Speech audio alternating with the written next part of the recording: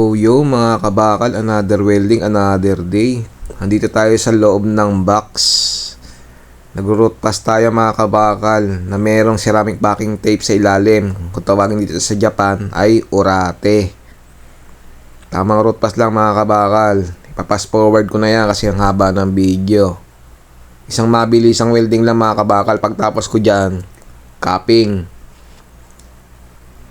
Sa tingin nyo, maganda kaya kakalabasan ng aking capping? 1G? Well, tingnan natin mga kabakal, abangan. Pagmasdan yung maigi mga kabakal. Kung may daya ba yung capping natin. Masasabi ko, best welder in the world. Yan mga kabakal, watch. Capping, 1G. Ang pinaka-importante sa lahat mga kabakal, alam nyo kung ano, yung dugtungan, kung tawagin ay peder. Tingnan nyo yung dugtungan mga kabakal, kailangan nakapatong talaga siya, nakasalansan. Kita nyo? Kailangan nakasalansan yan mga kabakal.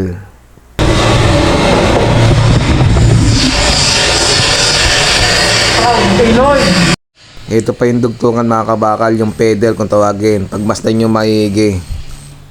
Diba? Kita nyo yung dugtungan, diba? Nakapatong siya, nakasalansan literal. Ayun ang pinaka-importante sa lahat ng dugtungan mga kabakal. Para menos grinder. Yan, para chichipirin mo na lang siya. Pagkatapos ng chipper, pintura. Kita nyo yun, no? Diba yung dugtungan? Best welder in the world.